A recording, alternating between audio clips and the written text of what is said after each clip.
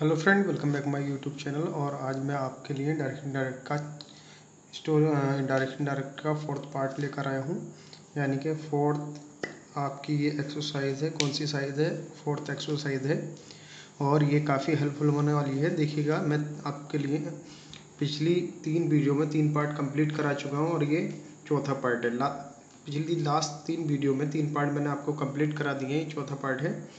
तो आप कंसंट्रेट करके देखते रहिएगा। इंग्लिश से घबराइए मत, इंग्लिश तो बहुत ही आसान है। आप देखिएगा, हिंदी अपनी यहाँ की मातृभाषा है, इसलिए आपको आसान लगती है। ये हमारी दूसरी विदेशी कंट्री की भाषा है, हमें इसलिए ये भारी लगती है। देखिएगा, मैं आपको बता देता हूँ, अगर किसी भी टेंस के अंदर इज लगता है तो कहीं भी चले जाइएगा आप, विदेश देश विदेश कहीं भी चले जाइएगा, वहाँ एज इज ही लगेगा सिंगुलर नाउन के साथ। जैसे सिंगुलर नाउन होता है ही, सी, इट, मॉनसून, रीटा, सीता, गीता, रजिया, सुल्ताना, इनके साथ में आपको इसका ही प्रयोग देखने के लिए मिलेगा। अब देखिएगा, डायरेक्ट का मतलब होता है प्रत्यक्ष, इनडायरेक्ट का मतलब होता है अप्रत्यक्ष। देखिएगा, इससे पिछली वीडियो में मैंने जरा थोड़ी जल्दी जल्दी मैंने आपको पढ़ाया। अब मैं बड़े आराम के साथ आपको पढ़ाने वाला हूँ। वीडियो को लास्ट तक देखिएगा, वीडियो में लास्ट तक बने रहिएगा।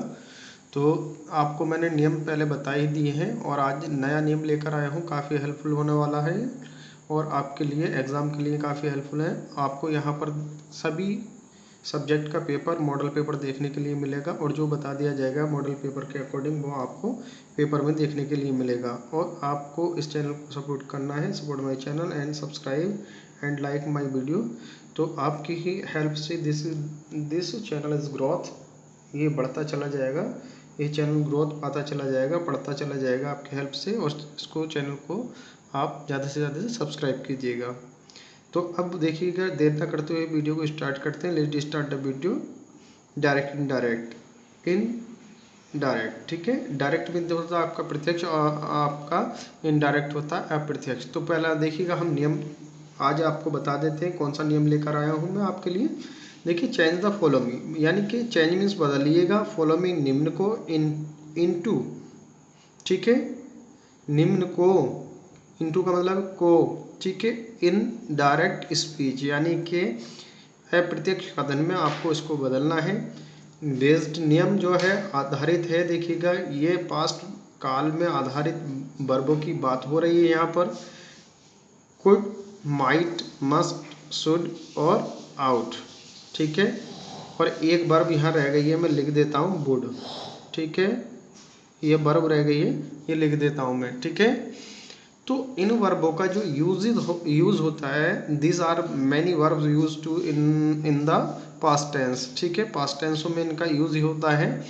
तो इस प्रकार की रिपोर्टेटिव डायरेक्ट इनडायरेक्ट को बनाते समय, इनडायरेक्ट बनाते समय, डायरेक्ट से इनडायरेक्ट बनाते समय, तो इस तरीके की जो वर्ब आती हैं पास्ट टेंस की, तो अगले वाले रिपोर्टेड स्पीच के टेंस में कोई परिवर्तन नहीं होता। केवल इसमें आपके नाउन प्रोनाउन बदलते हैं, ठीक है। जैसे मान लीजिए प्रोनाउन का ही चेंज होता है। जैसे मान लीजिए आई बी यू, ये 3 प्रोनाउन हैं जो आपके इनडायरेक्ट स्पीच में दिए गए होते हैं, सब रिपोर्टेड स्पीच के पार्ट से बदले जाते हैं। अब देखिएगा, रिपोर्टेड स्पीच के टेंस की बात कर लेते हैं, रिपोर्टेड वर्ब के पार्ट की बात कर लेते हैं, ठीक है।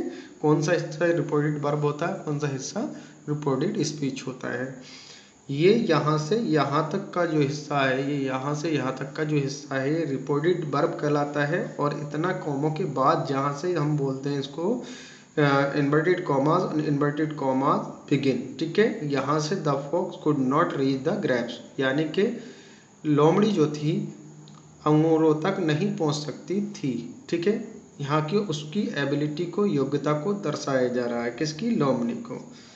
सीमिस वह सेट, कहा, उसने कहा कि लोमड़ी अंगूर तक नहीं पहुंच सकती थी। इसमें केवल आपको दैट का इस्तेमाल करना है पूरा, बाकी जितना भी टेंस है रिपोर्टेड पार्ट का और रिपोर्टेड स्पीच का, वही आपको सेम लिख देना है।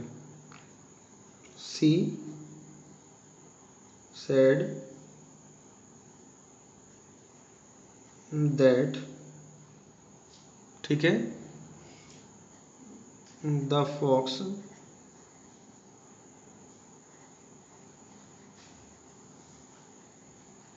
could not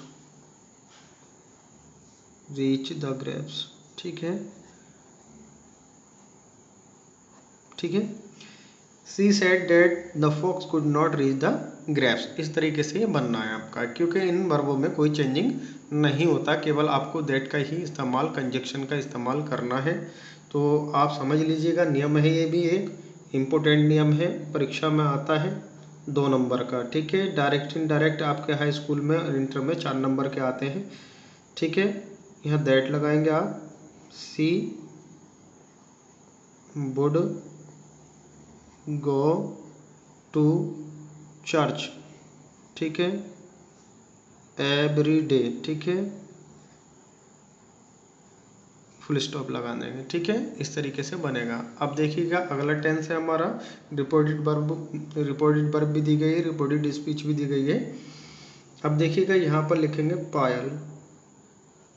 ठीक है। अभी तक तो सेड की बात चल रही थी, अब सेड टू आया तो इसे टोल्ड में चेंज कर देंगे। टोल्ड मी दैट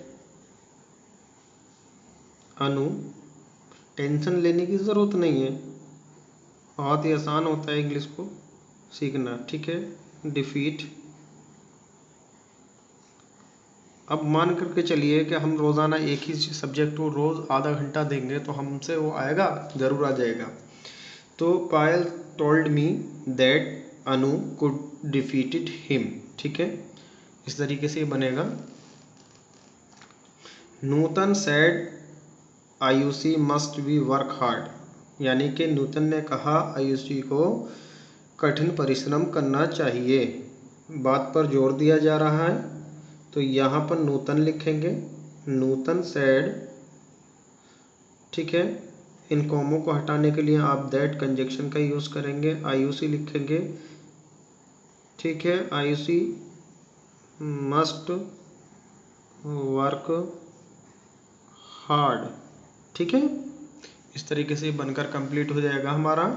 देखिएगा बहुत ही सिंपल है। मैं आपको इस पे स्टोरी भी समझाने वाला हूँ। स्टोरी हिंदी टू इंग्लिश जो होती है रीडिंग कराने वाली, उसका अर्थ आपको बताने वाला हूँ।